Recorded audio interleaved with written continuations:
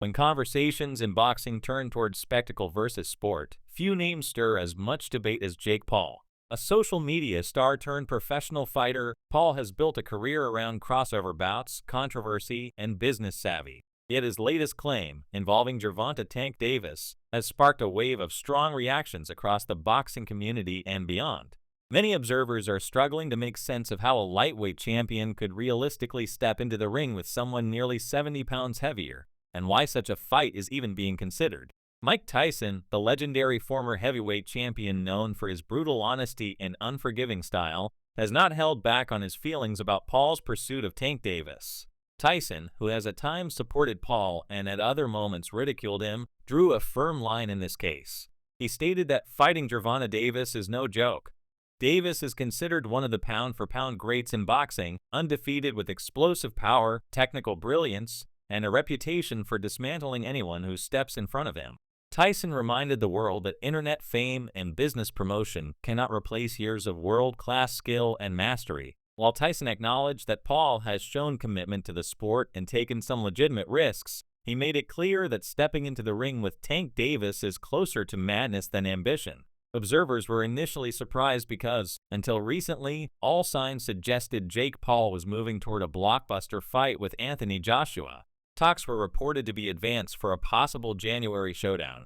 Joshua, a former unified heavyweight champion, would represent the ultimate step up for Paul in terms of size, danger, and profile. Yet suddenly, rumors began spreading that Gervonta Davis might be next in line instead. Given Davis's legal troubles in the past months, combined with whispers about his possible retirement, some analysts saw financial logic in the matchup.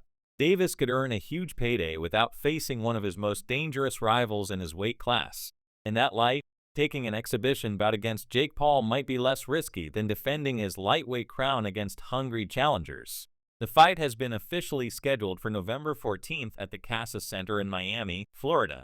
It was originally planned for the State Farm Arena in Atlanta, but was moved after the Georgia Commission raised concerns about the extreme weight difference. The idea that a man who normally weighs 135 pounds would enter the ring against an opponent closer to 200 pounds alarmed regulators, and the sanctioning of the bout as an exhibition was the compromise reached. That label allows more flexibility with rounds, weight rules, and medical oversight, though many still believe the mismatch is dangerous. Fans are divided. Some view the matchup as absurd, even insulting to boxing. Others see it as another spectacle that fits perfectly into the new entertainment-driven version of the sport. Jake Paul himself has promoted it heavily online, posting official fight graphics and announcing the November date. His record currently stands at 12 wins, 7 by knockout, and 1 loss, mostly built on crossover bouts with mixed martial artists, retired fighters, and lesser-known professionals. Paul insists that boxing saved him from losing himself in fame and the empty validation of social media. He has spoken about how the discipline of training camps gave him structure, balance, and the ability to reflect on who he was becoming. He describes boxing not just as sport, but as a lifestyle that helped him grow out of insecurity and dependency on likes and followers. Gervonta Davis, meanwhile, is undefeated in 30 professional fights, with 1 draw and an impressive knockout percentage. He holds the WB lightweight belt, though this title will not be at stake against Paul due to the nature of the fight. Davis has built his career around explosive performances, precision timing, and the ability to generate power far beyond what his size suggests.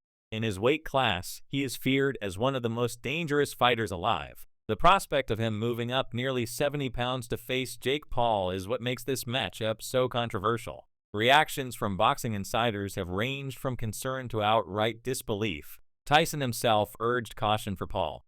Having shared a ring with Paul during exhibitions, Tyson understands the type of pressure Paul brings, but he also knows firsthand the danger of underestimating someone like Davis. Even if Davis is dramatically smaller, his speed, reflexes, and timing make him a lethal opponent. Tyson worries that Paul is ignoring how dangerous Tank truly is, focusing instead on money and attention. For Tyson, Jake risks not only his record, but his physical health and long-term legacy. Promoter Eddie Hearn added his voice to the chorus of concern. He warned that this fight is far more dangerous than Paul or his fans realize. While the commercial appeal is undeniable, millions would tune in, the safety risks are enormous. Hearn pointed out that Paul could suffer serious injuries if Davis lands cleanly despite the size difference. He explained that boxing history is filled with mismatches where the smaller, more skilled fighter dismantled bigger opponents through technique, and Davis might very well do that here. Hearn believes Paul risks derailing his entire future, including the possibility of a highly anticipated fight with Joshua, by taking unnecessary punishment against Davis. Carl Froch, former super middleweight world champion, was even harsher in his critique. Froch argued that such a fight would never be sanctioned in traditional boxing because of the danger involved. He explained that Davis has never been hit by a man Paul's size, and the potential for damage is enormous. A single clean punch from a heavier man can do serious harm, even if the smaller fighter is technically better. Froch doubted Davis's ability to hurt Paul consistently due to the weight gap, but he acknowledged that Davis's superior skill could allow him to control the fight.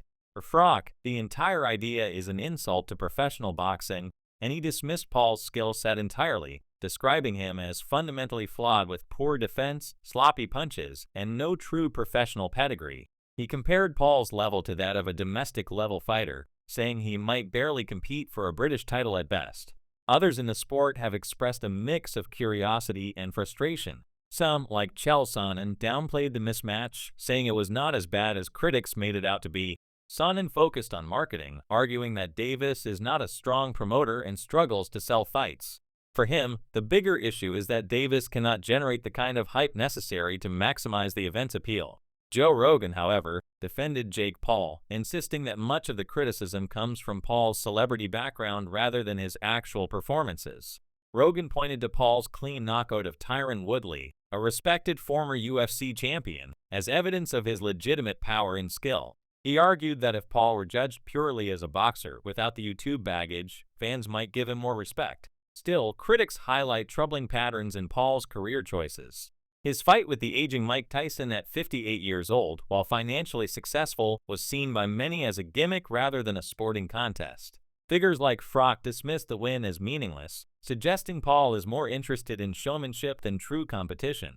Paul's lone fight against an active professional boxer, Tommy Fury, ended in defeat by split decision, reinforcing doubts about his ceiling as a legitimate contender. Stephen A. Smith, known for his outspoken commentary, has hammered Paul repeatedly on this point. He criticized Paul for targeting fighters far past their primes or fighters who come from other sports. Smith demanded that Paul face legitimate boxers closer to his age, rank, and weight if he wants to be taken seriously. Smith was especially critical of the Tyson fight, calling it a disgraceful mismatch. He acknowledged Paul's dedication to training but insisted that fighting aging legends does nothing for his credibility. In his view, the fight with Davis follows the same problematic pattern, either spectacle without substance or dangerous mismatch without merit. Paul has defended himself by pointing out that he tried to fight Tommy Fury earlier, but Fury initially pulled out due to injury. Paul noted that unlike greats like Tyson or Ali, whose early opponents are largely forgotten, his entire career has been scrutinized from day one. Every move he makes is picked apart in public. He argues that he is climbing the ladder his own way and that his efforts deserve respect. Meanwhile, rumors continue to swirl about a potential fight with Anthony Joshua in 2026. Paul's manager, Nikisa Bidarian, has hinted at talks with Wembley Stadium as a possible venue, pointing to Paul's global draw as proof the event could sell out. Paul himself has shown supreme confidence, claiming he could shock the world by beating Joshua. Critics, however, view this as delusion. For them, the idea that a man who lost to Tommy Fury could stand in against a former world heavyweight champion is beyond absurd. Yet, for all the ridicule, the fact remains that such a fight could generate massive revenue, and in boxing, money often drives decisions as much as merit. Eddie Hearn admitted that while he believes the Joshua fight should not happen, the financial temptation might prove irresistible. He acknowledged that Paul has shown commitment, sparring hard, training consistently, and carefully selecting opponents. Hearn warned, however, that stepping in against Joshua would be catastrophic. Joshua, though not unbeatable, remains a huge and dangerous heavyweight with devastating power. The idea of Paul surviving such a contest seems unimaginable. Throughout all this debate, the core question remains, will Jake Paul's size and strength overwhelm Gervonta Davis, or will Davis's skill, speed, and timing dismantle Paul despite the massive weight disadvantage? The November fight will answer that. If Paul wins, critics will be forced to admit he has crossed a threshold few thought possible. If Davis wins, especially if he dominates, Paul's credibility may take a permanent hit, even if he still cashes a massive payday. The fight is shaping up as one of the most polarizing spectacles in modern boxing. It embodies the clash between sport and entertainment, between legitimacy and spectacle. Legends like Tyson warn of danger. Promoters like Hearn emphasize the risk. Former champions like Froch scoff at the very idea. Yet fans remain intrigued, and the hype grows with every passing day. For better or worse, Jake Paul versus Gervonta Davis is happening, and the world will be watching to see whether the outcome proves to be history, farce, or tragedy.